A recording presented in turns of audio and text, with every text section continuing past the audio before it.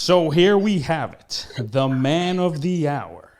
He's been acting the past 15 years or so, played in numerous scenes with A-list stars, and currently he's on the show called The Family Business, which airs on the BET channel. Please welcome Shaun, the good-looking bastard that you are. Ringgold in the house, baby. How are you? The bastard. I'm doing good. What's up, man? Eddie, that's a hell of an intro, brother. How you doing, man? Well, I got to look out for you, man. I mean, come on now. Your story's amazing. You're so inspiring. I watch other YouTube videos of you, and it's like, I love this guy. I love this character. I appreciate it. Thank you, man. And I appreciate it. But before we talk about your, as a working actor now, let's Thank God. Thank God, exactly. Let's rewind. Thank God.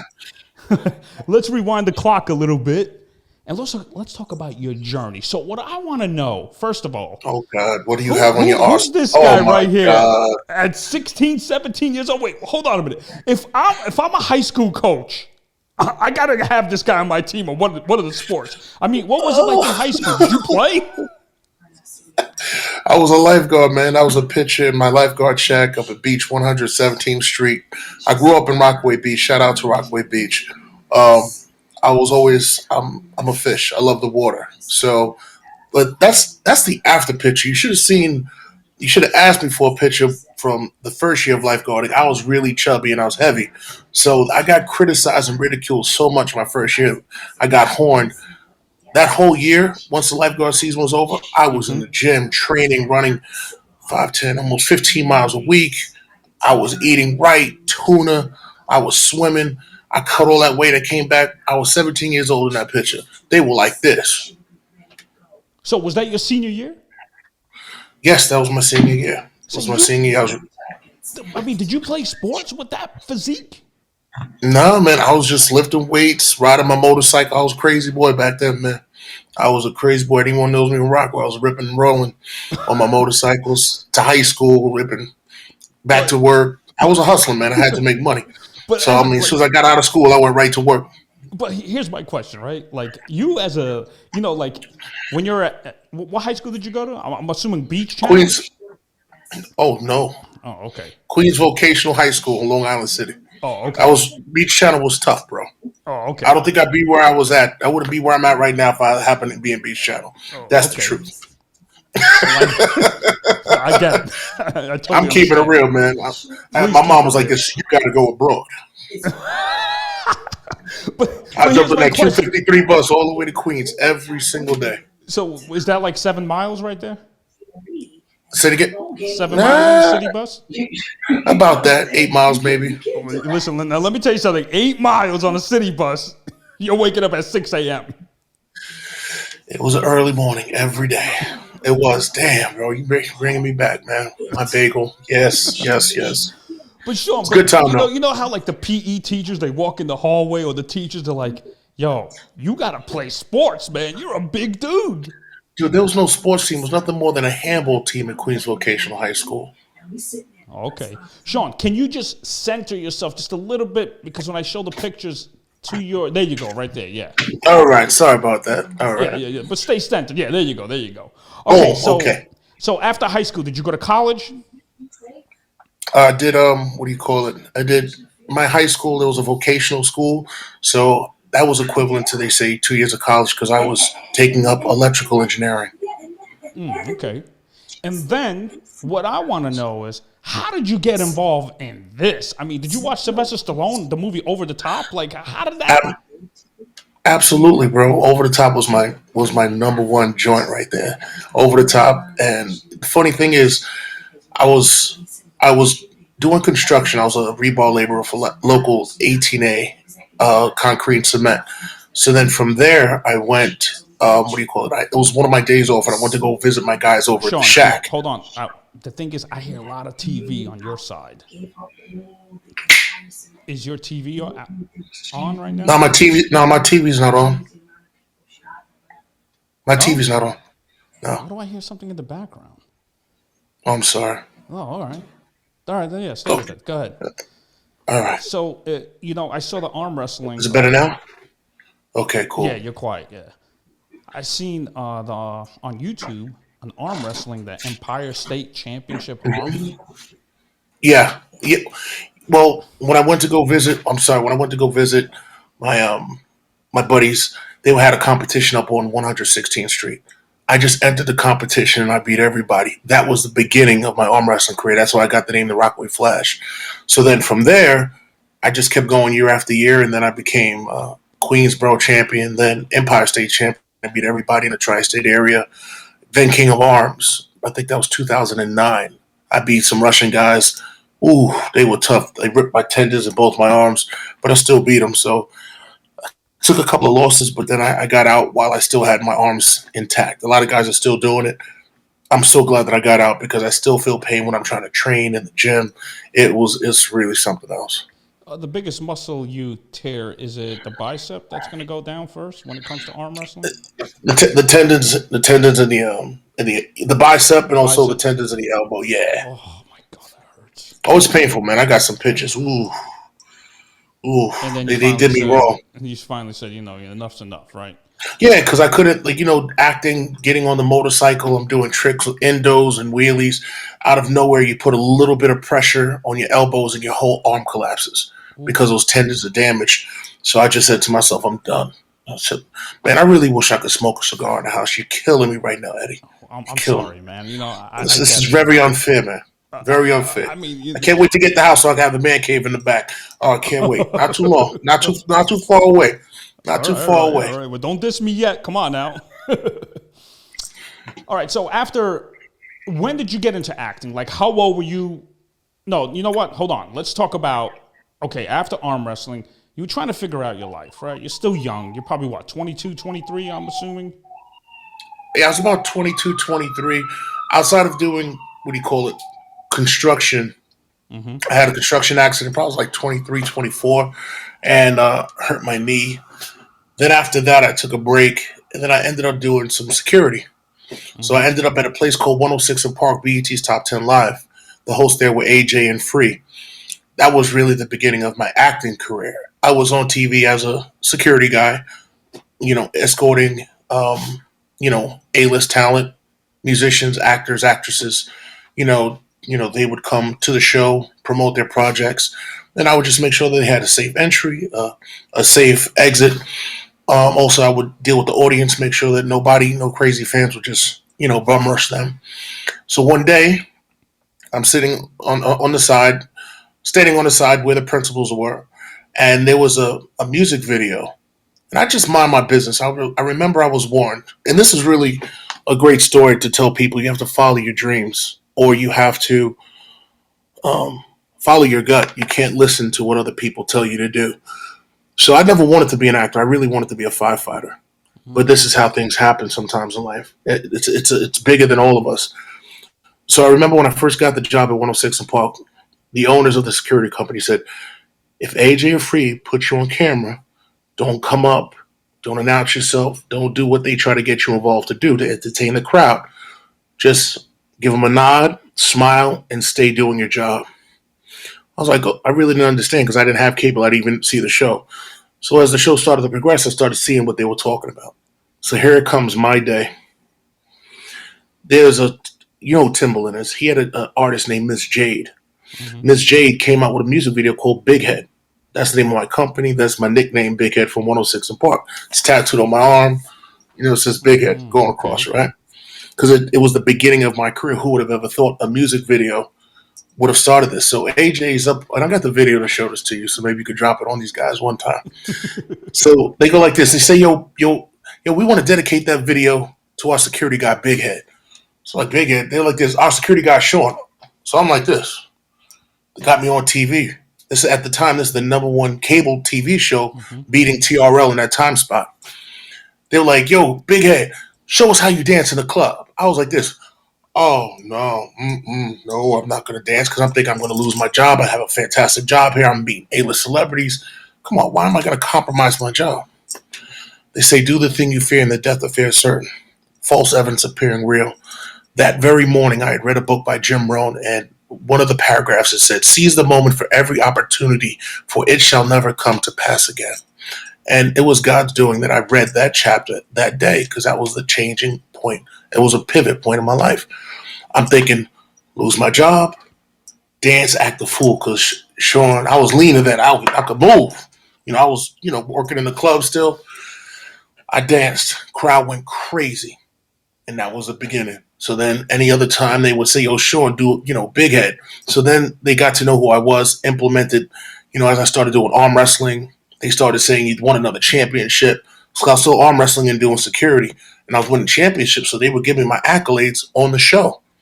As long as I kept doing it, they were like, yo, you're winning, you're winning. And then I started showing them I could do martial arts. I started showing them I could do a full split. Then Free brought me on stage in front of every artist. Everybody was watching. I did a full split. It was game over, man. I got all these videos that would make you go like this. But that was the blessing of learning how to step out on fear. Do the thing you fear, and the death of fear is certain. Sometimes you have to take that risk. There's no risk, there's no reward.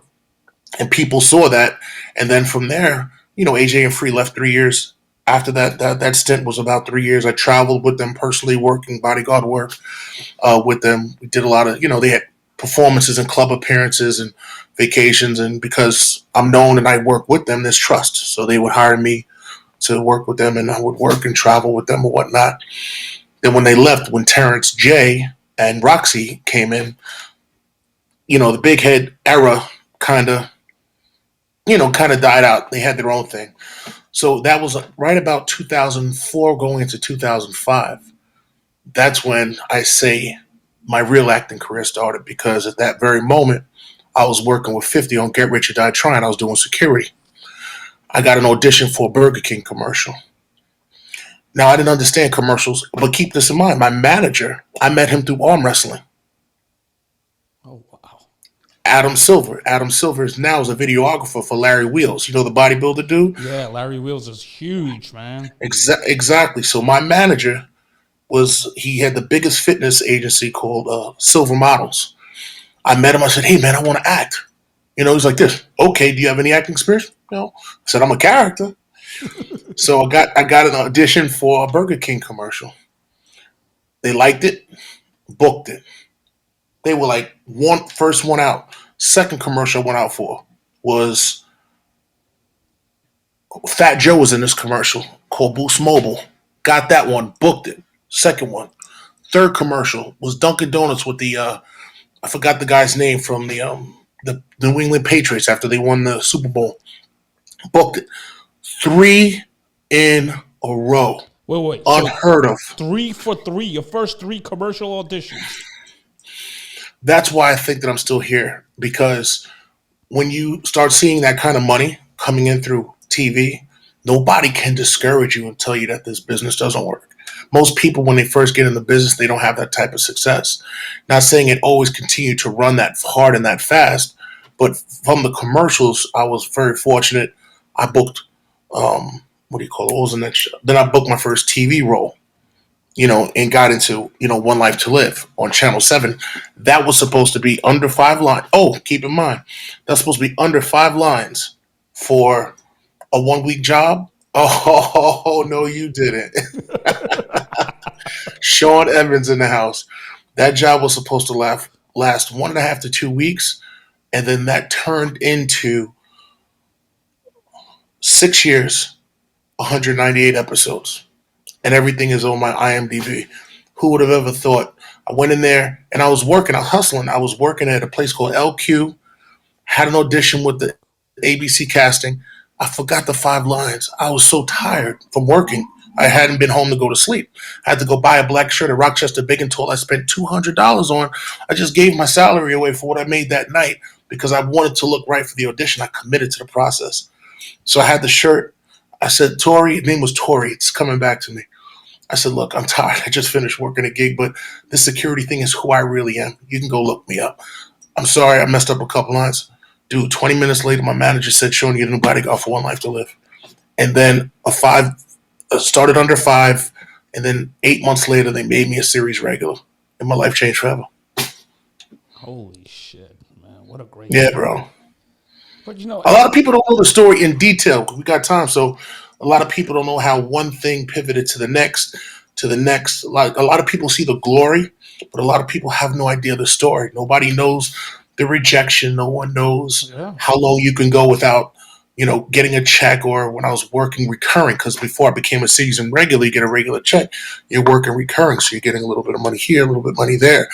And also, I was doing bodyguard work at the very same time. So I would take auditions while I was at One Life to Live.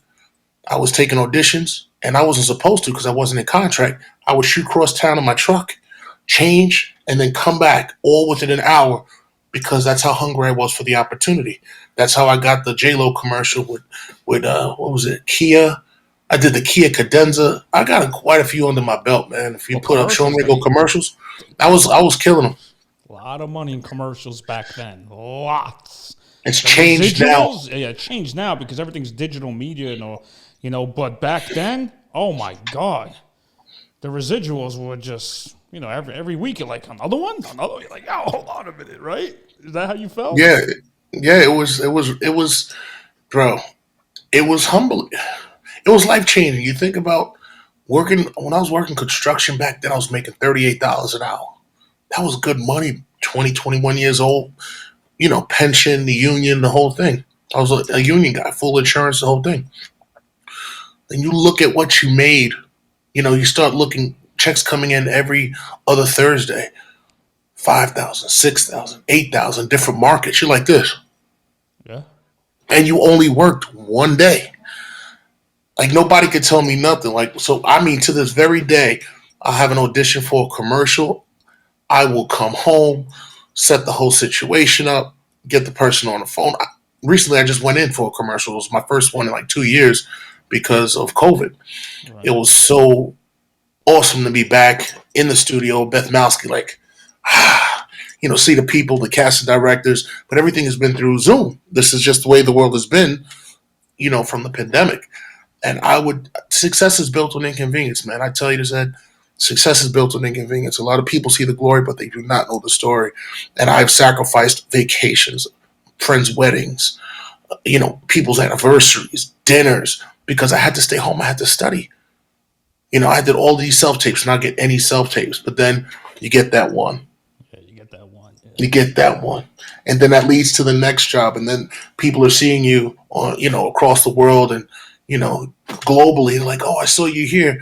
But people don't understand the blood, sweat, and tears just to get that one. And plus, They just think that, yeah.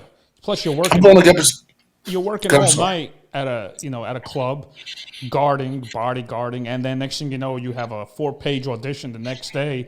I mean, there's a lot of sacrifice because as an actor, when you start off, you still have to have a job. You still have to have a paid job consistently, and then even when you do make it, you're still working until you could say, you know what, it's a wrap. I don't have to work as a bodyguard anymore.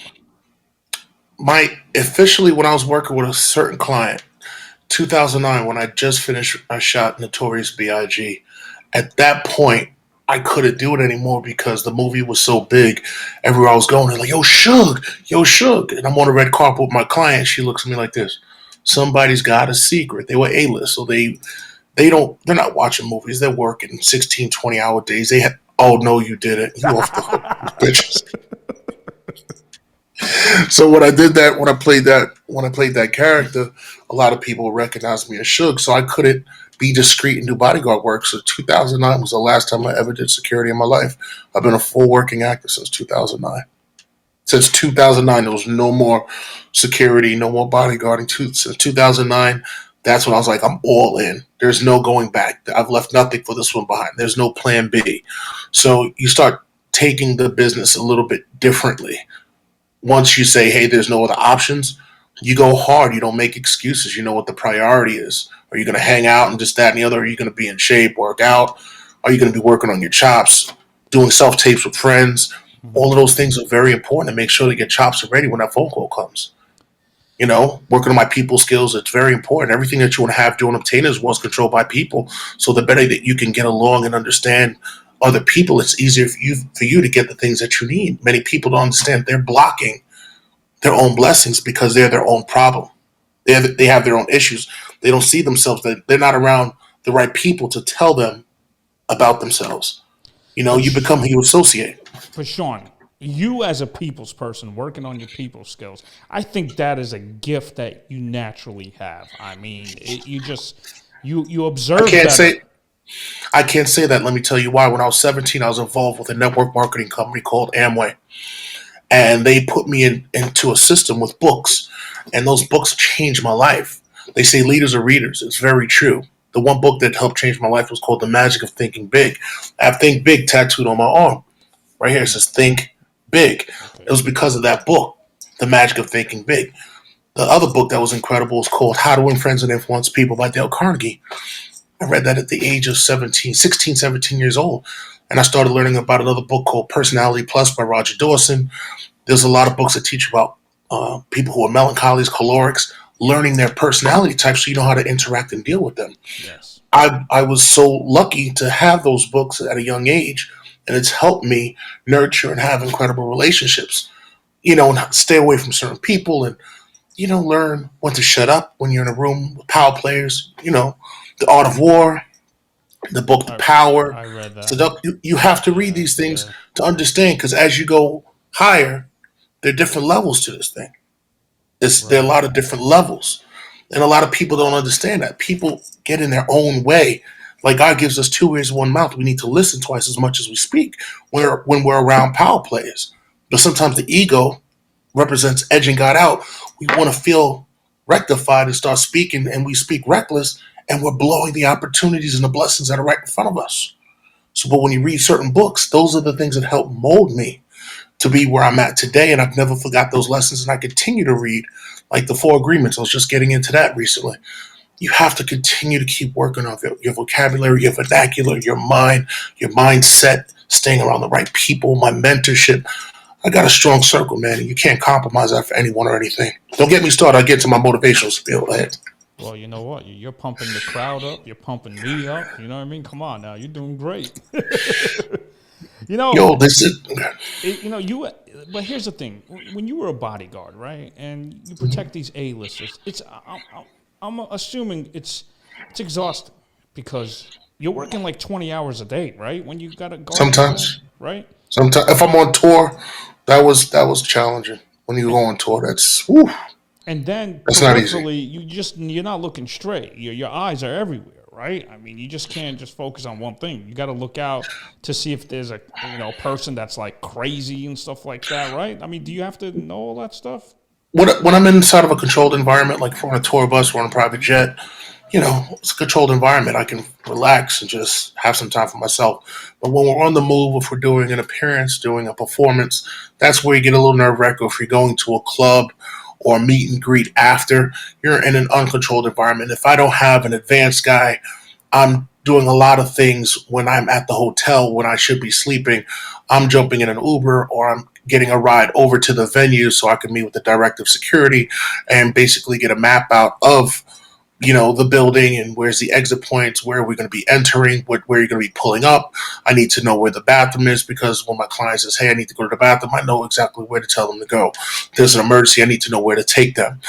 How many security are they going to have? Who's going to be appointed to me? So when I have if we are doing a tour, I usually have two or three guys and I can put them to work and do the advanced work and I'm right next door to the principal in the hotel. Other than that, if I'm shorthanded or sometimes the client doesn't want to spend the bread, I got to take on two jobs. So then I have to, instead of sleeping and relaxing, going to the gym, I have to jump in a vehicle and I got to do advanced work to make sure that the night goes smooth. So God forbid there is an emergency or something happens, I know where to go, where to take them. And then I have to look at, you have your primary routes. You have a driver that lives there. Usually they have a cop or they just have a regular driver taking us to a venue, but he doesn't know how to drive correctly if there's an emergency? Does he know where the hospital is? There's so many things that go into protecting someone correctly. Most people, it goes right over their head. But for the most part, I've been very lucky. I've had no snares because I properly planned and I had an incredible mentor that taught me a lot. Okay, so you got lucky with that too. The Lord's with you. Thank All the God. time, bro. Safety, right? All the time. Amen. Exactly. There you go. I mean, listen, you play Suge Knight in Notorious B.I.G. and you see in real life how he got shot and stuff like that, how Yeah. Biggie got shot, and you're like, holy shit. I mean, can you imagine the rest of the people, not just him, but the security and everybody else? They could get hurt too. It's a very unfortunately certain artists who are irresponsible, they put their security in harm's way. They're not understanding that those people have families.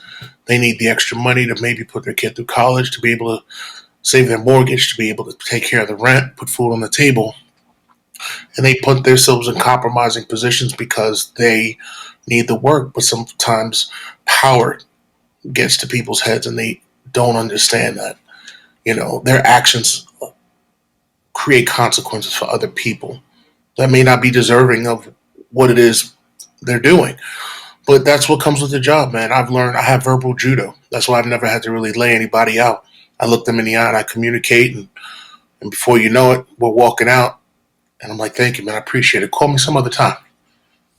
It's all about communication. It's all about how you interact with people. And I've been very fortunate, man, not to uh, I yoked one guy up in Las Vegas. I'm not going to tell you the client I was working with, but this guy almost went over he almost went over the terrace because this guy annoyed me so bad, and I told him, she's not taking any autographs, bro. She's not. You're really pissing me off. You violate my space, and I said, you really need to back away. And he just kept coming. I just, ooh. That was only one time in my whole career I laid hands on somebody, and my artist was screaming at me, "Stop, Shaun! Don't do it!" I was like, "I told you." Oh, I lost it. It was like this. She's like, "I expect more out of you." I said, "I'm sorry, I'm human." My natural impulses. I'm protecting you, okay? It just like she's having a meeting over here, and this guy would just not stop, and I'm like this. I said, "Please, sir, do me a favor. Can I buy you a drink at the bar?" I would do anything to avoid a confrontation. I would pay money, like, that's $20, because I don't want to beat someone down or get. Man, this dude was like, Any of these A-listers invited you to their homes? Anything ever happened like that? Like, hey, come by, meet dude, my family and all that? you know the whole family. When you're on tour, you're on the jets.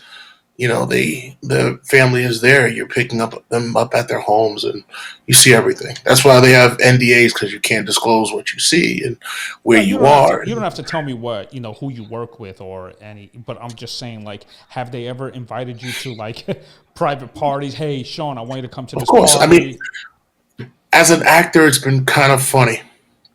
It's been kind of funny as an actor because you go from I've done press, media, news, Entertainment Tonight, Pix 11, and Channel 5, Channel 4, Channel 2. The circuit, Yeah, of radio, course, stuff yeah. like that. So sometimes I think people, or certain clients, I work with a lot of people in my career. I think they sometimes reminisce and get scared that, oh God, is he going to say when that happened that night? Is he going to remember this? Or is he going to say that?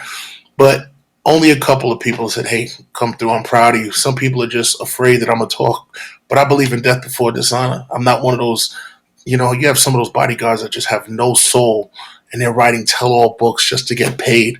I mean, where's your integrity, man? Where's your character? People trust you. It's like the Secret Service. When you're doing security for celebrities, you see things that people could only imagine. You see stuff that you're like, but in your mind, you're cool like this. It's just another day. Most people can't handle that. I was fortunate to get into it at an early age. That's why I wasn't phased as I continued to see crazy things that happen in the industry. But there are a lot of benefits that come along with it as well, because people remember me as a bodyguard. And then when they see you, I've never gotten a single job from one of my clients. I earned every last one of my jobs. Never asked them for a favor. Not one. Proud of that. Because when they look and they see you on TV, they're like this. Yeah. Uh-huh. It's real, bro. It's a uh, very fulfilling feeling to when you walk amongst them and you're walking and then to end up on a movie or TV show with them. It's like it's not me, it's God. He knew what he was doing before I even started. So they never even offered you, hey, you should be an actor. Did they ever tell you that? Hey, you should be in the showbiz? Anything like that? I will say this. LL, when I was bodyguarding him, I never said this before, ever. He said to me, you can do it. You can do it. And if you look on my Instagram, I ran into him courtside at the Big Four with Ice Cube and his son. He showed mad love. Shaun, I always got mad love for him. little Sorry, center. sorry, Yeah, there sorry, you sorry, go. sorry. All right, I know. So he So showed now, you mad love. Go ahead. showed me mad love courtside, and he's a positive dude. And we did. I did the whole Traveling Light tour with that. Oh, that was no, sorry, not Traveling Light. The Definition. That was another artist. The Definition album. I did that album with him, and he was mad cool, just supportive. He knew that I was doing that as well. So that was a blessing that he wasn't like some people frown. And he ended up working recently with one of my guys on the family business, Lewis Carr, on his NCIS show in LA. So I reached out to him and we spoke. It's just love, man. Like some people are cool, some people aren't. But he was the he's only of the cool one ones. that's told you, hey, you You should could get do it. involved. Yeah, he said you could do it. I said I want that. He's like, he looked at him. You could do it. That meant a lot to me. It meant a lot to me. It Coming really from did. him, and he's a Queens local boy, so he knows what's up. Yeah, but this business, man, it's everybody. Like people want to be an actor. People think that it's peaches and cream. Most people don't have the heart or the backbone to stay consistent when nothing is happening. You're right. And there's Look, time I'm sure you experienced this, and I experienced this. There's times that you could go without an audition for a year or more, and it hurts. And you're saying to yourself, sure. what? That hurts, But you always have to keep yourself crafting, still taking acting classes, doing all that. So, like you said, reading books. I mean, that's even working on your craft. But Ed, if you're meeting someone, like remember, a stranger's nothing more than a friend you never met yet. Depending on earlier in my career, I would use people. People are a human experiment for me. Like a stranger's nothing more than a friend you never met yet. I start walking down the street. Hello, how are you? How you doing? I start doing things. I just go into Yeah. different characters, and I'm like this. So how was your day? And I have this lady looking at me like this. Are you okay? I'm like this. I'm great. How are you? And I start exercising with them, and I'm like this. And I'm like this. Hi, baby. Hi. I'm just exploring. I'm like this. Look. Hey, what's up, big dog? Damn, man. How much you weigh, man? I thought I was big, but you made me look small. I start going to a comedy skit because like, yo, man, you the big man. No, you the big man. I don't want no problems. I'll talk to you later, man. Nice to meet you, big dog. So those are auditions. Yeah. In your right for me going to my vehicle, go to a mall, I'll have a blast. Go to the gym. Or go to someone else's gym. Don't do it at your own gym. It's an icebreaker, right? Especially if a guy's single, going up to a beautiful girl. How are you? Speaking to a woman, stepping out of your comfort zone, that, back when I was single, it's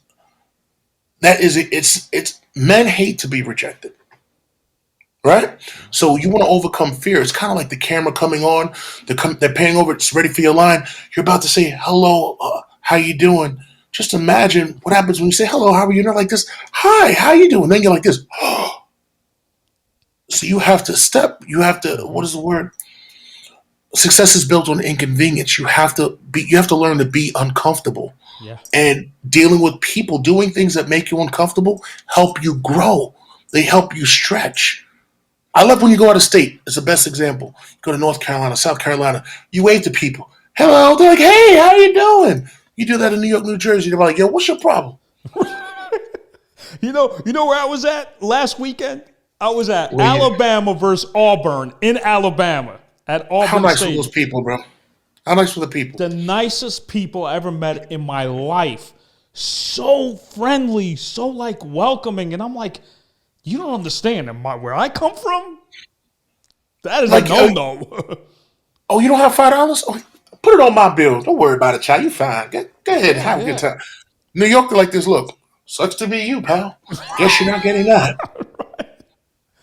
But I'll tell you one thing, like when we were at that game and the tailgating, They were so welcoming. Hey, come to our tailgate Come party. on, man. Where you from? Yeah. Right away, they knew. Like, you guys are not from here. That's a fact. You know what I mean? Like, they knew right away. You go to Giants and Jets and like this. Yo, my man, you too close to my grill, man. What you doing? Right. Oh, I know you, man. You my man. Yo, yo. She's just sitting next to me. I don't have to tell you, man. So I'm looking forward to transitioning out of New York City as soon as I can. Trust me. I just keep the stress levels down, keep working on the craft, and I've just learned, man, when you're comfortable in your own skin and you're positive, you'll avoid a lot of drama in your life. Just be positive. And a lot of people, I've learned it's very important to be happy for other people's success, because certain people that aren't having certain levels of success is because they're truly hating. Mm-hmm. And they're not giving off the energy that is needed for their own life to grow. It's real. I've seen it so many times that I'm like, that person would really just learn to be happy. Sometimes you see other people growing. I have other actors and actresses that I started with on soap operas, and they are off to the moon, Alice. You know what I mean? Off to the moon? Right. Yeah. I mean, gone. $250,000 an episode, merchandising deals, 7 figures every couple of films. You're like, and you know that I'm only a phone call away. I got 47 credits. I'm putting in my time. It comes with time. And then you get those phone calls as you build your brand. It's about the more jobs and TV shows you get, you build your brand. It gets bigger and bigger. You have your team, your publicist, and you have the right manager, agent. It starts to expand, because at the end of the day, this is a business. If you're not booking work and creating money, and get your manager and agents aren't getting paid, you don't want to, I hate to say, you could be the nicest guy in the world. They're not trying to deal with you. A lot of people don't get that. Showbiz. They don't get that. It's a showbiz, not a sensitive biz. This is an effing business, man. And I've learned, like, I've been through I got clipped from maybe 2 agencies in my career. And the rest, the managers that we made money, they would like, okay, let's just keep going. Why? Because they know that I make money. And when you make money, they get residuals. It's really that simple. So I tell people, man, in this business, more than anything, if your people skills are on par, your energy is so important, man, because when you go in that casting room and you're there with the producers and the director, and you know how to take direction from the director, and you get what they want, you have that confidence, and you smile like, thank you guys, I appreciate it. I say stuff like this: hey, my schedule is kind of busy. I'm working on another show. Please let me know. I can talk to the showrunner and I can move some things around. I'd love to be on set with you guys. Anyway, guys, have a good night. Good to see you. Hope to see you on set. Walk out just like that, confident. Oh, yeah. Get the phone call. Sometimes I don't, but they remember that. Then they see you on another job, and then you're working with a showrunner on another job, and like, oh, Shaun, see you later. Oh, thank you. It's relationships, B. The more that you are cool with people, like, these people can change your life. Yeah. You know what's crazy, Shaun, is that, the money messes you up sometimes, bro. When you start seeing, you go from like not having to then have, you're like this, and knowing that someone, just because they said, yeah, that's our guy, and we'll make him a series regularly, like this. To know that person, that one person who likes you, just changed your life. Yeah. He just allowed your kids to go to a blue ribbon school district. He just allowed you to live in a 5,000 square foot home. Mm-hmm. He allowed you to put money away for stocks. Just when you have the right relationships with the right people, change your life. Yeah. Just like that. No, I totally agree. I'll tell you a story with my guy. He was my right-hand man. We were great friends, and you know him very well. He was my next-door neighbor in L.A. It was Chadwick Boseman. We were tight. I didn't know that. Yeah, and what happened with Chadwick is that he would knock on my window every day, and we would just talk about the art every day. And he told me, he says, Eddie, if you want to be transformable, I want you to go to a conservatory acting school, but don't train in L.A. It's either New York City or London.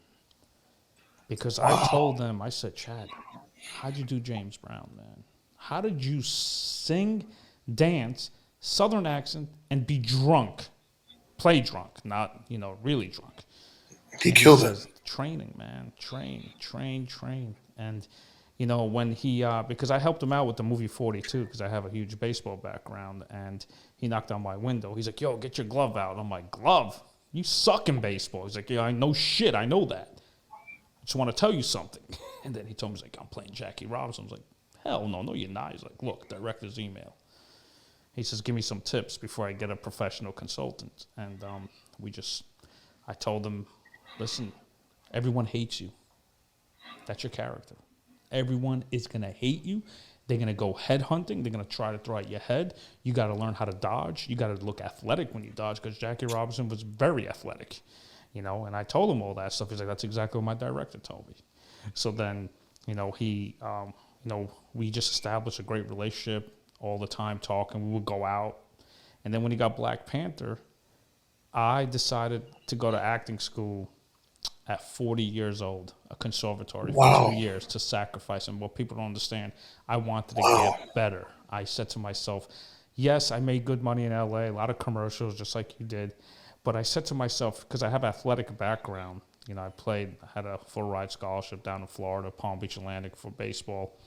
And I have athletic background, is that if you see a weakness, you don't bitch, my man. You go out there and work on it. So meaning, if I'm struggling with the inside fastball, guys are throwing 90 at me and I can't turn on it, well, then you got to get to the park 3 hours early and hit off that tee and work on it. And it's the same thing in acting. When I said to myself, well, I have a weakness. I feel like I can't play different characters. You know what I mean? And I told that to Chadwick, and he says, well, this is what you got to do. And then when he got Black Panther, I said, listen, you're A-list now. You don't have to text me anymore. I get it. He goes, Eddie Mata, you will always be A-list on my list. So don't you ever forget about me, And that's beautiful. And I learned a lot from him, man. I mean, he was like my right-hand man in L.A. Wow. My next-door neighbor. I had no idea. That is awesome. Yeah, and then the crazy... Beautiful story. Yeah, thank you. And the crazy thing is, I don't want to get nasty, but on my birthday, he died. And that morning, I took a colonoscopy just to make sure I'm healthy, because once you hit 45. He died on my birthday, and I took a colonoscopy that morning, and he died of colon cancer. He never told anybody. He kept it a secret. He didn't tell me anything. Nothing. So from 2016 till 20, he had colon cancer that nobody knew. Wow. And that guy. What a warrior. A true artist. I mean, true artist. Dude, that's an incredible story. To have a talent like that right next door to you, man, I would have picked that in his brain every day. I'm like, yo, let me walk you to the store, man. Step back. I'd be doing bodyguard services for free. It's amazing. Like, we would go out and we just go eat right down the corner, and we just shoot the shit. It's like we're just two regular guys, man, So that's awesome. Yeah. So, yeah, like what people Beautiful saying, story. Sacrificing, at 40 years old I went. You know what that's like? My agents all dropped me, like, sorry, man, you're going to take 2 years off? Man. I'm like, all right. But I wanted to get better, Shaun. You know what I mean? I wanted to really, really get better. I didn't know how to be vulnerable. I didn't know how to do stuff like that. Now I do. Now I know how to change my voice and speech, the physicality, breaking down the script, really getting detailed. You got to be like a detective when you read a script. You know what it's like. The only reason I know how it's like is I've learned how to ask questions. I'm not theatrically trained.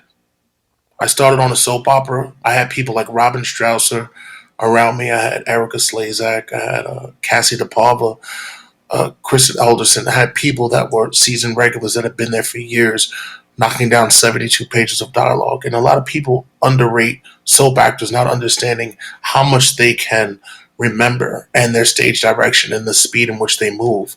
That was my college. So I had to learn. I started under 5 lines. By the time I left, I was able to knock down almost 70 pages of dialogue. That's unbelievable. But, it's the real. more you do it, but here's the thing. I tell people, just because you're not theatrically trained, but if you're on set for all those episodes, what did LeBron James say? Your experience is your best teacher. It absolutely was, man. And I've learned this. The number one tip I'll give you, I don't know if anyone ever gave it to you, man. The biggest tip that I can give you is learn to be comfortable in your own skin, because then, and you care less about what other people think about you. The reason why it was probably hard for you to become vulnerable is you saw it as a sign of weakness. People looking at you like this wuss. Yeah. Me, people understand vulnerability is strength. Most men cannot talk about things that happened to them when they were younger. They have to play tough. They have to hold their nose up. They can't be vulnerable, but in true reality, they're very weak emotionally, Yeah. and it hurts them in their journey Yeah. being able to express love, whether it's to a woman or to another man or to a child, to express love and affection. So I've learned to be comfortable in my own skin. Right. I've learned to be comfortable being we're perfectly imperfect. Hmm. Yeah. Yeah. And once you can start to really grasp that, you can let go in these characters like this. Just Yeah. being No. Yeah. comfortable Yeah. and not being afraid to let go. To just But here's the thing: bring it out. a lot of people. Almost went there. Almost did. I saw that. I saw that. I was like, "Whoa, hold on a minute. Hold on a minute." That's a Meisner technique. I noticed that. I listened. But yeah. Gotcha. What's crazy is that because when I grew up in Brooklyn, right? You're an athlete. You play sports. You're at a high level. You travel all over the nation in your teenager years. There's no soft side, my man. You got to be that tough guy. You know what I mean? You got to be that, And then finally, I learned how to do it, and I'm like, yes. Wait, I want to tell you something. As an arm wrestler, I thought that technique, getting crazy with him, sometimes I would do this to him. Like, good luck, buddy. You got no shot. Come on. What do you got? I mess up their psyche. They're like this. Wait, this is the Rockaway Flash? Then I'm like this. Come on. And then I go like this, and I grab the hand like this. See, I'm like this. Come on, Cupcake. What you got? They're so. And then when they say go, bow. I'm like this. It's been real, man. See you later. So sometimes you don't have to always be. no, you're right. Yeah. You don't have to be aggressive. You could play mind games psychologically, man. That's what Mike Tyson did a lot of times. He played mind games with people all the time. Like he's like, I was scared to death because he would just be like, and there were certain people that wouldn't take it. But I've learned this, man. You don't have to always be aggressive. Yeah, no, you're right. Yeah. No need for that. What's interesting? The movie with Adam Sandler, right? What was that called? Uncut Gems. Yeah. Man, so you were pretty much hanging out with You Kevin. bro, you did your recon on this one right here, bro. Like usually, Sean, on a video podcast, this is like you don't see stuff like this. I'm different. I want to be like specific, paint a picture. So people can really understand. But what's he like on set? Is he just like, let's go, let's have fun, come on, right? Is he like that? He is phenomenal. Humble, down to earth, pleasant, genius in his approach, and what he's amazing. Like, that movie that he did with Don Cheadle? Remember when Which one was that? was it Talk to Me? No. He had lost his family. Adam Sandler. Yeah. And Don Cheadle was a doctor, and he ran into him, and he was rolling around on the scooter. Mm-hmm. And I remember that. Yeah. This guy's an incredible talent. Yeah. So let me tell you a quick story about when I was talking to him with Kevin Garnett. I went out for I Now Pronounce You Chuck and Larry. So this was in 2007. I wasn't prepared for it because I was too green. When I tell you I killed the character, but this is one of the moments I knew that I was going to make it as an actor. Let me tell you why.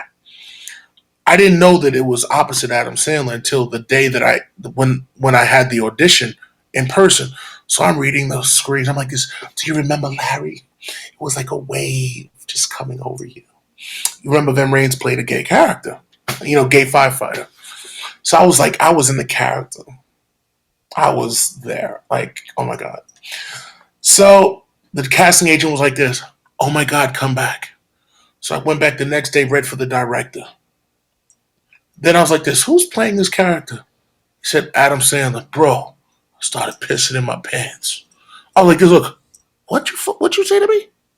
Adam Sandler's, I'm like, that's the person I'm coming to. Because if you remember, Vin Rames came to him in the yard like this. Do you remember when it happened to you? It was like he did the whole little monologue. I can't remember this years ago. So then I said, who's the character that I'm playing? Who's Vin Rames played the role that I went out for? And this was my second year into the game. Wow. So when I knew that Vin Rames got that part, I went like this. Just to know that I was in the running with someone like Vin Rames, they had me going opposite of Adam Sandler. So when I saw Adam Sandler on Uncut Gems, I said, bro, I got a story to tell you. So I went through the monologue like I was Vin Rames. I had everybody dying inside the lobby in the Diamond District. I was like this. Do you remember, Larry? It was like a wave just coming over you. He was dying. I was like, dude, I wanted to play that role. I would have been working with you, but I said, here we are today. He says, oh, man, that was great. So I wanted to leave a good impression. So hopefully in the future, my headshot comes across. I'm like, hey, I want this guy. But we had a great time, man. Great time. How was Kevin Garnett, man? Oh, man, I got video of that. You should have told me. We were playing ball in the studio up in Long Island. He's a great dude, man. Great dude. His energy's through the roof. Keith Stanford, great dude, too. You know, his career's just going crazy. Yeah. But Sandler could shoot, too, right? He could play basketball. Oh, he got game. Right, he's got game. He knows. He got game. He ain't no punk. He got game for real. Right, yeah. Yeah, man. He's the man. So let me ask you this: like, you work with a lot of A-listers, man. I mean, listen. I have, man. What's it like working with Glenn Close? This one is like, this actress is no joke. She was the sweetest thing.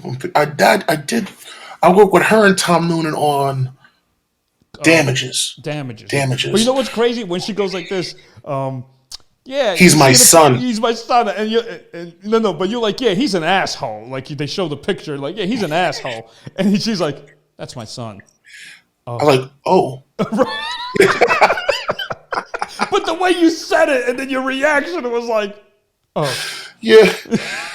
Yo, let me tell you something. She was the sweetest thing, and Tom Noonan, because it was just the three of us in the scene, and we were there for the first half of the day. We were done by like 1 o'clock, started early, 8, 9 o'clock, and we just, we repoed the scenes, repoed, knocked down the scenes, and just talking to her about the life and the career, and it just blows my mind that most A-listers are the nicest people, and just getting gems and just seeing how cool.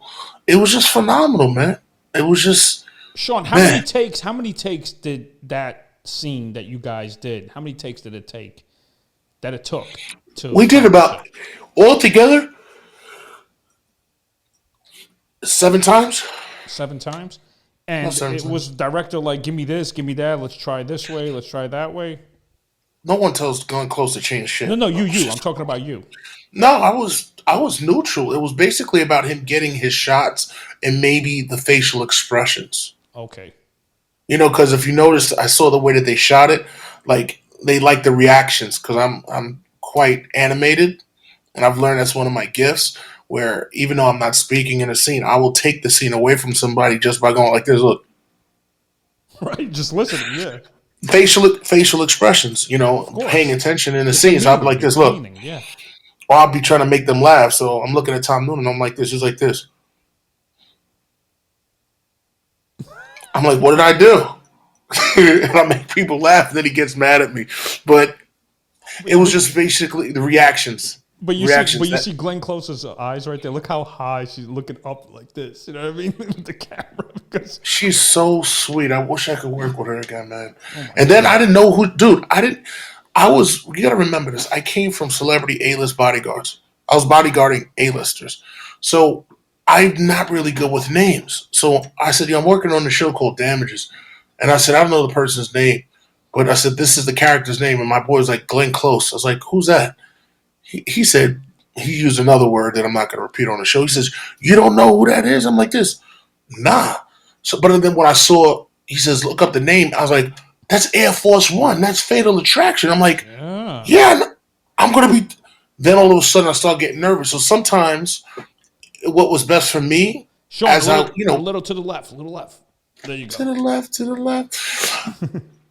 What was best for me as I was getting these bigger jobs working with these people, I did not want to know who played the characters because I would start getting nervous. And Right. then I have to start getting a little cocky, like, you know who I am? I do this. What? Because that's I have to pump myself up to say, you know better than me. You had to Right. start somewhere too. Let's go. Then I go into the character and I'm like, hey, how you doing? Everything good? But in the beginning, I'm like, when I first found out that I was going to be doing scenes opposite of Jada Pinkett Smith, I'm like, Was that in like Gotham? that, Gotham, Yeah, yeah. dude, your heart's pounding. I'm like, this look, set it off. I mean, I'm like, oh my god, like this is Kimberly Elite. Like, I mean, not Kimberly. I'm like, this is Jada Pinkett. I'm like, and I just said I have to go in a little bit cocky like this. Look, so what's the plan? Looking at her, giving her that energy. And then she's like this. Huh. She didn't talk, I didn't talk. Because she's in character. When they're in character, you don't try to be nice. Do what you got to do and get the hell out. Did my scenes and got shot at the end. It's a blessing, bro. And I It can is. go on and on, But man. you know what? But It's Sean, a blessing. what about him, John Turturro? Oh, this guy's no joke. Damn, you did your homework. You ain't playing. That was a night of. That was a great scene. That director screened at me. I never forgot that because I was messing up on my eyeline. I was nervous Hmm. because they added this whole monologue and it wasn't there for me. Had no time to practice it, so there was no way that I was digesting it, and I didn't feel comfortable with the director. So a couple of times I messed up on the eyeline while I was doing a search, and he says, "I need the eyeline." I stopped. I looked at him like this. Did you what? I didn't say nothing, but I gave him the angry black man look. Like he's like, "Can you please just look straight after you search him?" I was like, "All right," and I messed it up again. There's some days, bro, you're not there, man. Yeah, yeah. But this guy right here, man, he was phenomenal, man. And they used my name in the scene. I didn't even know they were going to do that. And he said, "Shaun, a little bit to the left." Yeah, yeah. I went You know like what? this. I noticed they said, "Hey, is that his real name in the scene?" Because like little Sean, I'm like, wait a minute. I try to, as many characters as I can, I ask them to use my name. You know, like Vivica Fox, they use her name most of the time, Hmm. almost everything that she does. Is you're branding yourself. So there's no mistake. You know what I Yeah, mean? yeah. So sometimes, depending on a show, I will ask them to use my name. On One Life to Live, it was the best thing in the world. What's his name? Shaun. There you have it. It's Boom. fantastic. So that's why I liked when they used my name. But he said, Shaun, a little to the left. I said, you want to see a fucking client or you want to go to jail? And it was a couple of lines here and there, but so many people like, yo, you're on the night of. It's a hit show, kid. Hit show one Just year to be running. opposite of these people, Yeah, yeah. those experiences add up to where I could be, I would not lose any sleep. I have a scene with Denzel Washington tomorrow because you learn your place. Your nerves You're start to go prepared. away. You're prepared for that. You're just as good as anyone else, man. Right, Like right. God doesn't make any mistakes. He didn't get you to this point in your life to then say, "I'm done with you. I don't want you to go further and continue to explore and to expand as a human being." So when you understand His power and His mercy, that He always wants you to continue to grow and to win, you stop. You don't start challenging His blessings when these good things start to happen, or when they're happening. You don't say, "Oh my God, oh my God." You're like, "I've been waiting for this all my life. Let's go." Right. You're Sean, walking in your purpose. You're walking in your light. yeah, in the show Billions, when they met you for the first time, right? They're like, holy shit, this dude's huge, right? Did they say So it was that? David Constable and Damian Lewis. I'm like this. Hey guys, what's up? How are you? How's everybody doing? Everybody's good? Because they were sitting down there like this. Damn. So I had to kill him with a little bit of the, I had to go into Right my here. Here's the Rockaway beat. picture right here. You see it? Yeah, yeah. But he was real cool. I was like this. Hey, boss. Da, da, da, da, da, da, da. And they were like this. Nah, they could say I'm like this. Look, they're protesters. We kick them out. No, no, it's all right. I was like, shh. All right, man. It worked out good because I know how to make people feel warm and fuzzy, and I also act like I've been there before. Sometimes I might be nervous. Come on, man. That's We're here from Lincoln, David Costable. You got Damian Lewis, dude. Their resumes, man, they're tremendous. Yeah. Great You made me artist, look like man. they're like Sean who what? Sean Rick. These dudes are huge. Yeah. These guys are huge. So the thing is to be able to stand in that space, have confidence in what you're doing, not just throw lines at them, but to bring life into the character. Where when they're saying something, I'm like, he's like this. No, I'm like this. Are you sure? I threw that in there. I'm like, I want to beat these mother. Come on. I crazy, but I make it your own. Yeah, I'm not make afraid it to your take own. risk. You got to Like take. You learn you to take have to. risks Yeah. so they remember. And if the director doesn't like you, says just stick to the lines. That's like Law and Order. They don't like you to get too in Law and Order. They really want you to straight to the line. You add one word, they're like this. That's not inside. That's not inside the script. I'm like, I know. I was trying to help you guys. Right. Usually in comedy, multiple camera, they get mad at you if you know try to add lines. But 1 hour dramas, I'm surprised Law and Order is strict like that. No, they were strict. They're like, I said, all right, sir, you ready to go? Where did you say, sir? It's just ready to go. I said, I do this for a living. Like, sir, you ready to go? What's the big deal? You can't sit. The writer didn't put that. Okay, you ready to go? Yeah. Let me ask you this: with you know, like Rosario Dawson, that's another A-lister right here. You know, I mean, listen, you're spoiled, man, and then you got 50 Cent. That's another A-lister right there. You know, I mean, you listen, like you're a working It's God. actor. That is your goal. You don't have to be a superstar, but if you're a working actor and you're making money, you're fine with that. Unfortunately. You could have dinner Unfortunately. with your Dude, wife and kids, and no one's gonna bother you. Maybe here and there, but when you're a superstar, let me tell you something, Shaun. You can't go nowhere. It's hard, that's that's not true, bro. They just no. down at different places where everyone's a superstar. It's like, hey, how you doing? Mm, Like I I have know. clients that go to Daniels and Noble. People ain't bothering you. They'll look. It's just a different clientele. It's not like Right. that. You can see people with their But I'm talking families. about you. If you go out of Queens, well, you wouldn't be living in Queens. But I'm just saying, if you were a superstar, first of all, Yeah. you go to a regular store, you're gonna get Nah, attacked. yeah, You yeah, know what I mean? I'm yeah, you talking get about like attacked. that. I'm not talking about Noble. Yeah, Noble's big leaguers. Yes, I get it. It's not just actors. You got CEOs. You got everybody there, Yeah, right? But yeah, I'm talking about you go on the street, just hanging out, trying to play wiffle yeah. ball with your kids. Hmm. They're gonna be like, "Yo, I know who you are." You know what I mean? You're gonna get attacked with love. I mean, don't get me wrong. You Yeah, know that's how it is. that's But true. you know, like my friend Dominic Lombardozzi, The Wire. Gotcha. You know, the white dude, the bald guy. He played on Ray Hmm. Donovan. He's a working actor, man. He's not a superstar, but he's a working actor. He's making money. He's getting cast all the time. If you could be a consistent working actor, your dream came true. Dude, it's you're absolutely right. It's a blessing. It's a blessing. You know what kills me though, man?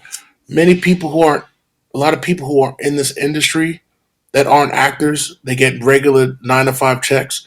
They will never understand what actors go through. Hmm. They never will. Like in the process from the casting, from casting to them being considered for the job against so many other people, then to the actual hiring process, they don't. You know, you're an actor. Yeah. They don't get it. No, they don't. You don't. You know. But then, like you said, like you've been showing, the timeline and things that have happened, and then you have friends that just get those certain jobs. You're like this, and then all of a sudden it's like staying consistent, Yeah. staying consistent. Even when you're down, you got to stay up. Keep going, keep going, keep going. And then it just happens. It happens. No, trust me, I get it, man. I know what you went through, and I'm going through it right now. You know, and I say, look, in this business, 98% of the time, you're going to reject it. That's the bottom line. Yeah. Doesn't mean you suck. It's like, look, if you go to a store and you decide to buy Prada over Gucci, does that mean Gucci sucks? No. You just don't fit the Yeah. role. That's all. But also, it's about sometimes being creative and making it your own. You know what I'm Yes. saying? And And a lot of kids. redefining yourself. And just look, dude, being comfortable in your own skin, not being afraid to take those risks. You have to ask yourself, what are you going to do different than the other 100 guys that came in before you? Right. What is going to be different? Well, we want the Eddie Mata guy. Yo, did you see what he did? Like, you always want to do something different to make them go like this. I like that. Being able to change a costume, something. You just don't want to do it like everyone else, man. You don't want to be Creativity. General. Yeah, you gotta be creative. You can't be Create. general.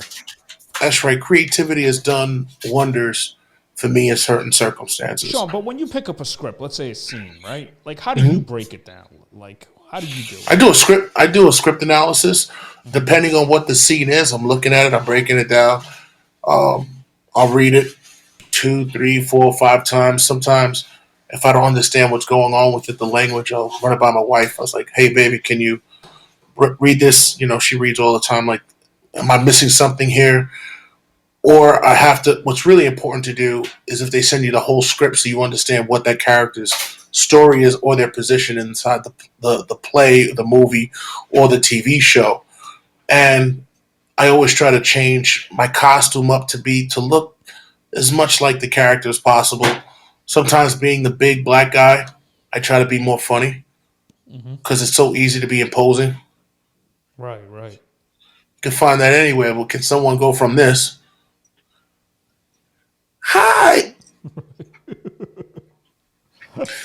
Those transitions. You're laughing, but they like the transitions, and some of the best stuff I've had on TV is where I made people laugh, and not being angry and upset, but being happy or doing something silly. So sometimes, even in a very challenging situation or very emotional moment, there's always a moment for laughter because people go to the movies to either smile, laugh, or cry. One of the two. They have to leave with something, and I always want to be that guy to deliver that to them. So when I look at the script, I always try to find something in there that could be funny, a little sarcastic, that can stay with them or make the director go like this. That was different. But also it's hard self-tapes because you can't talk to them. They can't. No, Their exactly. perspective of it is not your perspective of how you read a story. People read the same story all the time and get two different interpretations of that story. Right, exactly. Yeah, no, I get And that it, man. COVID killed us a lot, where we can't immediately pivot and change what we're going to. You're killing me with that cigar. I want to smoke so bad. After this, you know what? I could drive to you and we'll smoke. Continue. The lounge closes in an hour. We can't do it, man. Oh, another day. Oh, well, my let me God. ask you this: like, you have a What's up, lovely buddy? wife, right? That's you and your Yes. wife, right? But what I want to Yes. know is that who hit That on is who? her. Who hit on who? Like, how did that happen? Did you Was just she ask me all who over hit on you? who? You got hit there with the Pix 11 flag right there. Are Well, you of course, serious? man. Come on now. She I looks, she looks pocratudinous. It's How an did you find adjective. that picture? Where'd you find that picture? First of all, I went through all your whole Instagram and I said, Where'd okay, you find that picture? I I think can't remember that it picture. was on Instagram or I got her on Twitter. You got her on Twitter? Okay. Yeah. So Gotcha. I want to know the lovely couple that you are. All right, who hit on who, and you better not tell me she was all over me because I know you're lying. Who hit on who? She was all over me, bro. Yeah, I hope she's watching this. All right, go ahead. It was mutual. Mutual. That's personal, man. I'm just joking, man. I'll talk about I'll talk about the missus, man. Usually, I'm just joking. I hear you. I'm just joking. But yeah, you found the Central Park picture there. Look at you. I gotta give you props, man. You found the best pictures, man. I gotta give that to you. Sometimes people find the most. You're like, where'd you find that? And you know what? And my favorite headshot of you, right here. This one I love. This one right here is so sweet that you want to hang out with this guy. Give me this guy right now. Let's go. Get over here. I love That picture. I was about 20 pounds lighter than where I'm at. I was cycling 100 miles a week, and when I'm cycling like that, just everything just. That's only 20 pounds from where I'm at right now. That picture. Yeah, but you know right what? There. I see you busting your ass on your Instagram, the workouts. It's paying off. Thank you. It's I paying appreciate off. that, But brother. you know what? At our age right now, 90% of the workout is the food that you ingest. That's your workout. That's the hardest You're thing right. to do. That's the You're hardest right. thing to do. I just got to tell you, the last 3 years, man, I just feel the difference with age. Just not not the same exact level of stamina, or my intensity in my gym workouts have been phenomenal, but the endurance aspect of it, That's the hardest. it's been challenging. I did in the last 2 days. I did 2 hours of cardio, and pretty intense because I was sweating bullets, tired. But at the end of the day, you have to be consistent. So tomorrow, I know I got to knock out a solid hour, and I'm starting to let off the weights a little bit because you want to be able to, show the cuts. But Shaun, when you do cardio, do you do intervals workouts or you just do that cardio, just take your time? There's a I do. difference. I know I should do hit programs, but I love cycling. I do love cycling, and when I do get back into my thing and I'm back on the road again, I like doing those 100-mile bike rides and just keep going hard. But that's why I said I wanted to come to your gym and I want to do that situation. Oh, this guy right here pulls up the pictures. I can't take you in there. I gotta go. You pulling me up in the chat. Look at this, right? That right. So look, that picture right there. That was the leanest I ever was. I just finished doing George Hincapie's Grand Fundo. I What went year to was North this? Carolina, 2018. Damn. Look like 2018. I like was a lean I was doing linebacker. I was doing 150 miles, almost 150 miles a week. Waking up in the morning, going to Central Park, knocking down, at least 3 laps. I was a monster. I was at it, bro. I was cycling forever. You know who Yeah. else is a big cycler? Like really Cool. big? Barry Bonds. Huge.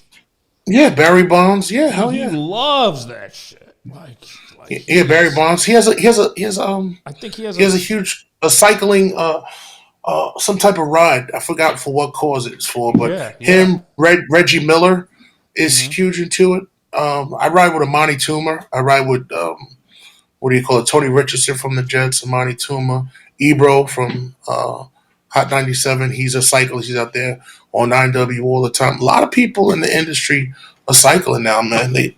Those guys can ride. They can. But what you do inside the gym right now in New York, since we can't ride bicycles outdoors because of the weather, but I think what you should do is you should do intervals, because when I use the bike, I do intervals for 10 seconds. You are going hard. 45 seconds, take your time.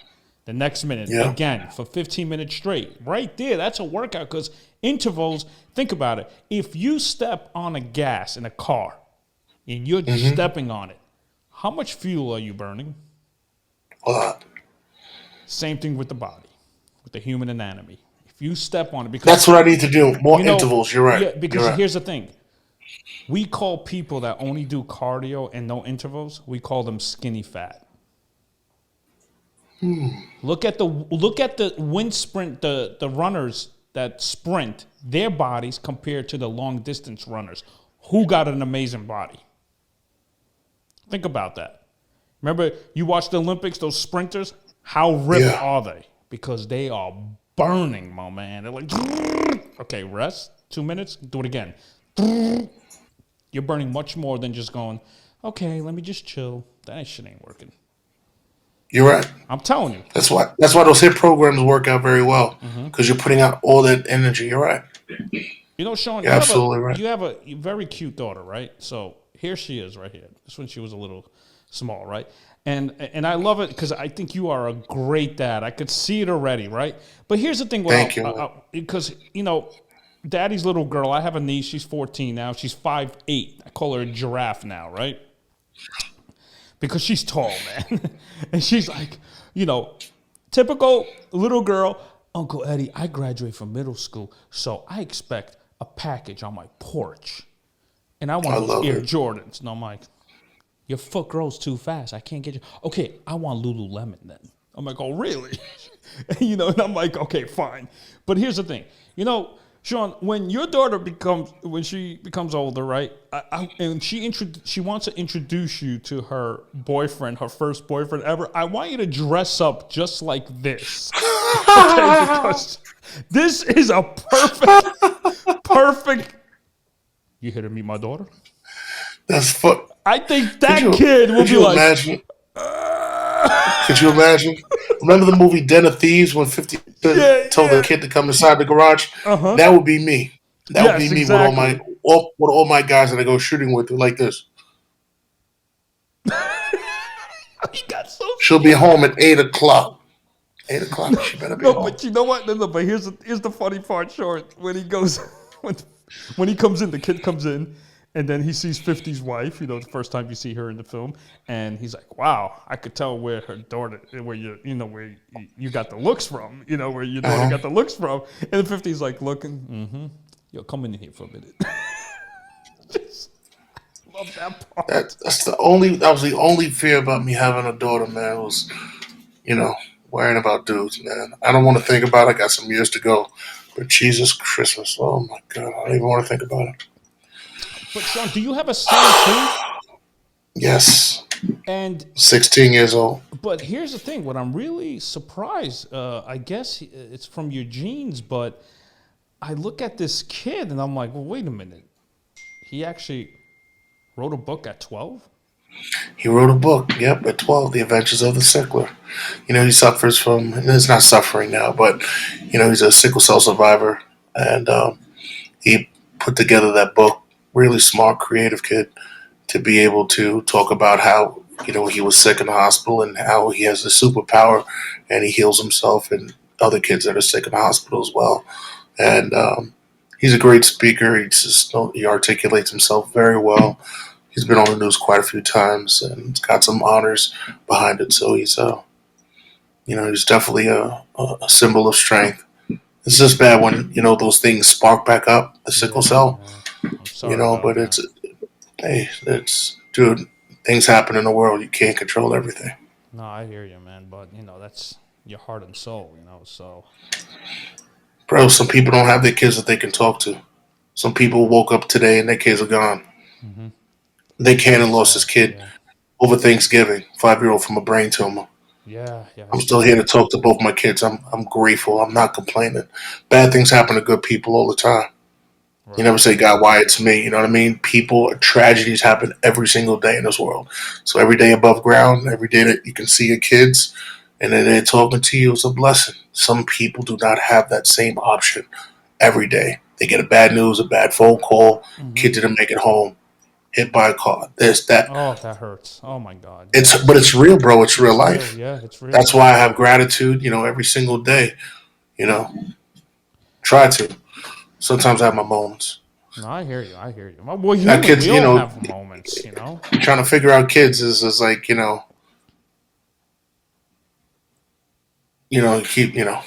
it's not easy. Do the best you can. No, I hear you. So now, listen. At least what 12-year-old? I mean, he's 16 now. He could honestly He's say 16 now, yeah. he's 16 now, but he could say, "Hey, I'm an author too." Think about that, Yep, he's an author. right? I He's mean, think definitely an about it. author. So, And I mean, you can look on Amazon. He's just all over the place. You yeah. put that book in, you see him everywhere. So we got the Family Business. This show right now. Oh shucks. Oh, look at that. So I feel like you watched the New York Knicks in the 90s. I feel like you're the Charles Oakley on the show. You're the You enforcer. Whoever messes with Ewing, John Starks, or any of my teammates, Oh you're going God, down. So that Junior, was funny. Junior Duncan, talk to me. I'm the Charles Oakley of the family. You better tell you're the enforcer, man. Oh my God, that was really good. That was funny. That was really funny. You're like like the Knicks in the '90s. Sean, you're like the Charles Oakley of the family business. Like you're the enforcer. It You're was the funny. enforcer. That's the bottom line. Eddie Motto. Oh my God, that was a good one. That was funny. Are you Okay, feeling let me this compose interview, this. Sean? Are you having fun at least? Dude, when it's easy going, that was funny though. That was great. You know what?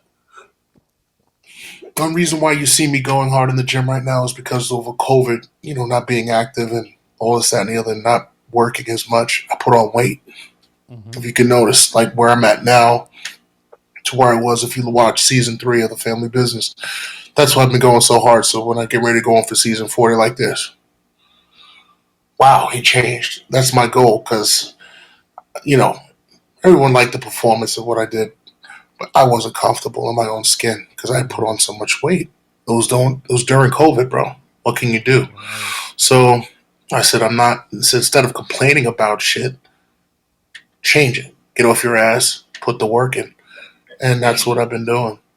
Even when I don't feel like doing it, like the last couple of days, man, I just been tired, mentally drained, but I still got to put that work in, and I put it in with intensity.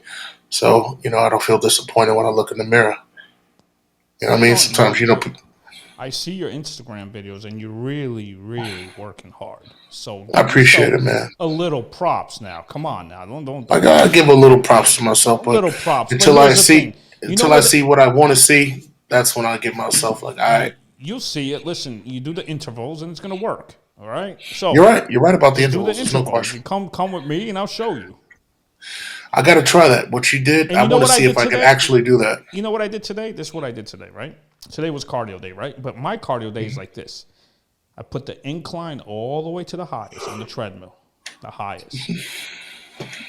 I sprint 15 seconds hard. It's going fast, right? Okay. The incline's really up there, right? You sprint hard, and then you just put your one leg on the edge, on the other leg on the edge, and let it go. You're not doing anything. The next minute, you have 45 seconds to rest. You just chill, don't do anything. Instead of pressing up and down with the speed, you don't have to do none of that stuff.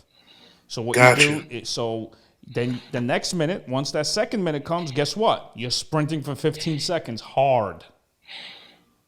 Got you. You know what I mean? You do that for 15 minutes. That's part one. Then I was pushing the sled, the workout that I sent you, that I did. I can't wait to do it. I'm definitely gonna do that with you. I think if So I did that three cycles, that I'd be like this. no, listen, you're gonna go down, brother. You made it look easy.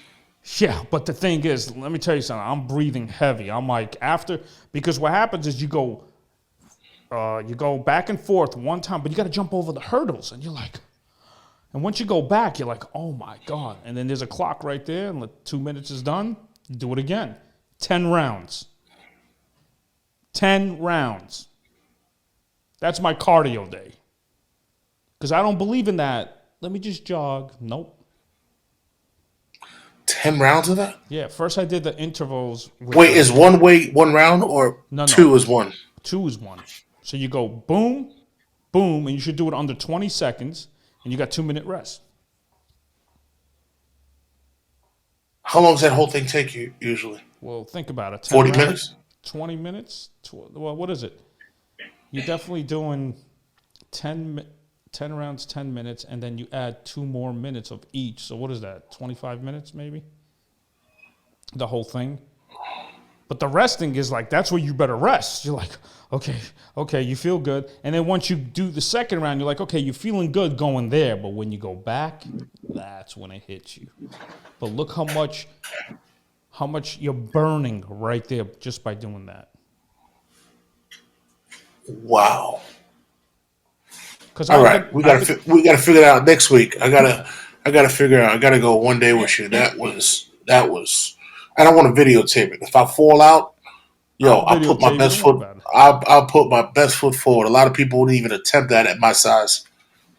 No, but like the 330. Most people wouldn't give that a shot. And you're 330, and how tall are you? 6'4". My God, how come you even play in the NFL? Jesus. I'm gonna show you what time it is. I'm gonna give it my best shot, man. Put the right music behind that. So tell me about the family business. Go ahead. What's it about? Hey, man, Enforcer. Did I say it? Was I right? I mean, you're like the Oakley of the show. I am the enforcer of the show. I mean, it's an incredible cast and crew. Working with my father, Ernie Hudson, Valley Pitterford, my mom, Tammy Roman, who plays my sister, London, Darren Henson. It's a fantastic crew. Braylee Evans, she plays my opposite love interest. We're now married on the show. It's going into 4 seasons. We just have a lot of fun. We have a lot of fun on set. It's a crime drama. I love crime shooting dramas. guns. I love that. Shooting guns, and it's treachery. It's treachery. BET Plus.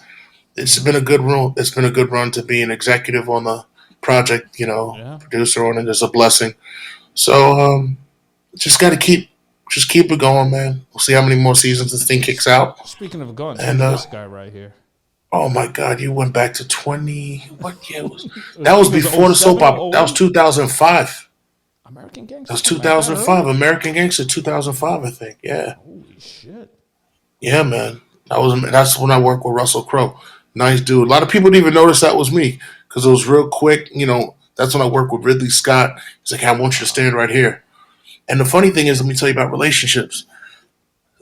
Shout out to my boy Stephen Pope, who was my stunt coordinator. He called me for that job. He was the same guy that hired, who was my stunt coordinator on my Burger King commercial. When I kicked the door in, that would require stunt work. So the stunt coordinator, we stayed in contact over the years, and he put me in on certain jobs. And then he called me for American Gangster. He's the one that also called me for Adam Sandler. And then Oh, I turned that role around for myself because remember there was a fighting role with us. Whenever you're physical with a person, they call that stunt work. mm-hmm. So when we did that, I started adding my own dialogue, and they wrote me into Uncut Gems. So as the principal bodyguard with Kevin Garnett, then they started giving me more dialogue because I had booked another job, and I said that I have to go take this other job, and they were like, "You have more days." So then they had to put me on a weekly contract. So I was able to leverage the situation, but it all started with Stephen Pope, the coordinator, man, So think and he about always it. looked out for me. 05, you created a relationship with him. And then No, that 03. 03, okay, you created a relationship with him in 03. And that's Yeah. almost 20 years later with the Adam Sandler film, right? That's how important it is to have your relationships on Oh, he got me par. in a couple. He got me in the breaks. If you remember that show called The Breaks, I was in that. I forgot the name of my character. He got me in on that. It's just people reaching out, making a phone call, and also delivering good work. But Shaun, here's another thing. What I'm really surprised about you. I saw this. All right, tell me about this picture right here. I'm like, this guy's out of his mind. What the hell is he doing? I used to be That crazy is on a so motorcycle, man. dangerous, man. I'm like, I don't promote that anymore. oh But yeah, I used thank to be. God, man. But that's crazy. That was like that was 2007, bro. That was a long time ago, man. Yeah, but still, man, you on the FDR drive doing shit like that? That wasn't me. Yeah, it wasn't me. Like the song, it wasn't me. It wasn't me. I don't know who that guy is. You can't identify that person. Who is that? No, I can't identify He's a big guy, but that's not me. from that angle. I can't, but from different angles, I can. That's not me. I have no idea what you're talking about. Okay, right. And then I notice with you, you love your fashion. This guy, you dress to impress. Like I'm saying to myself, this guy. Even when you come to the cigar lounge, I'm like, this guy got a Louis Vuitton jacket. He's just pimping it, man. Junior Duncan got flashy in season 2, or was it season 3? Season 3. I just said I wanted to just change it up, and I got into a lot of the custom clothing, and it worked for my character. So when depending on the occasion where I'm at, I just go into a different character, and somebody's created. Sometimes I don't know who the guy is, but I'll be like, you explore. It's like you're an artist. Yeah, yeah. You express yourself through the music that you listen to, the clothes that you wear. So it's a sign of expression. So all depends on what's going on, the event, and I dress accordingly sometimes. Or if I want to be abstract, I can totally be abstract and feel no type of way about it because, like I told you before earlier, I'm comfortable in my own skin. I don't really care. No, I love it. I mean, you just pimping it. You're just pimping it. Like people tell me, I always style it. My socks and sneakers have to match, or the socks and the shirt have to match. I mean, that's how I do it. The shoes got to look good. I just feel good when I wear stuff like that. I want to feel good about myself. And that's the most important thing. It's about caring about your appearance, how you look, and just self love. Yeah, You know what I mean? If you're gonna have something, wear it. but also wear it with confidence. Because a lot of people, I've been seen or told, you see it. They say it's the man that makes the suit. You see two people in the same suit. It's the one that feels confident, looks good in what they're doing. They just make the suit look right. It's about being confident. So a lot of times you see a lot of people wearing designer clothes, but they look whack. But then when you have the right person wearing it, you're like, And you know what, Shaun? I get very upset. I say, this guy makes so much money and he dresses like shit, and that bothers me. It really does. Especially the broadcasters, when they wear the suits, when I watch football games or whatever, and I'm like, man, that suit doesn't even fit right on you. What are you doing? I could imagine. I said the same thing. I'm not mentioning no names, but you see certain sportscasters that are making seven figures and the suits don't fit right. But then I see something, I'm like this, woo. But you see, Woo. my guy that I love suits is because of Pat Riley. When I was a kid, I was just saying. Pat Riley, yeah. Now this guy knows how to dress. You know what I mean? Oh, yeah. He just styles. But listen, I feel Shaun, it, my man. I know you got to go, but don't go anywhere. I do have to run. Don't go anywhere. You just got to do me a favor real quick, and that's it. But listen, it's been real with you. You're such a great guy. I wish you the best of luck, and I think more things are going to come. You went through a lot. You went through the sacrifices. You went through a lot. You know what it takes. And hopefully when people watch this video, I want an 18-year-old to get inspired and say, you know what, I want to be just like that dude. Hey, I want people just to be the best version of themselves. We all have different gifts and talents. If anything that someone can learn from me is just keep going. Many times people stop before their blessings happen. They quit. And, quitters never win and winners never quit. So when you continue to keep pushing forward, no matter what, and then when you get the results, it's like, wow, so many people quit before they receive their blessings. And I just don't want people who are going through a challenging time in life, and we all have different circumstances. If they get anything from me, just don't quit. I'm perfectly imperfect. We all make mistakes. No, we all have shit going on, bro. Just keep moving forward. Keep moving forward in spite of your mistakes. You make a mistake, keep moving forward. Learn as you go. You don't have to be perfect. Just keep going forward. Right. Keep walking forward. Don't reverse. Don't put the truck in reverse. Just keep moving forward no matter what. And my biggest thing is staying around the right people, engaging in the right conversations, being around people that are making things happen, not talking about it, but that are also willing to share that information. A lot of people, like you were next door neighbors to Chadwick Boseman. Nice guy. If I see that you're doing your thing, it's important for me to say, oh, there's a casting. You should reach out for this. Like, you're not my competition. You understand what I'm saying? Mm-hmm. When I have my own competition, I'm like, get your own job. But when I see other people that are trying to get on, if I see that, hey, they have a good resume, I've made introductions to my managers and agents. Like, hey, do you think you could work with this guy? Because sometimes it just might be an introduction, you finding the right representation that's going to push you, and you guys mesh well and you're doing it. You just never know. It's about helping other people. It's called the universal law of reciprocation. What you do for others comes back. And I put a lot of people on TV. I've made a lot of people some good money. So sometimes when I get phone calls out of the blue, I'm never surprised. Like, oh, I've helped people. I've helped people make money. Their careers are off and popping because I got them on Power. I got them on this show. Got them in that TV show. Then I put people on TV, and then they did nothing with it. And those people I don't feel sorry for. You can lead a horse to water, but you can't make him drink. Right. They say who you know will get you in the door. What you know is what's going to keep you there. Some people aren't built for this business either. Sometimes you have to be blatantly honest. Some people are not built to be successful.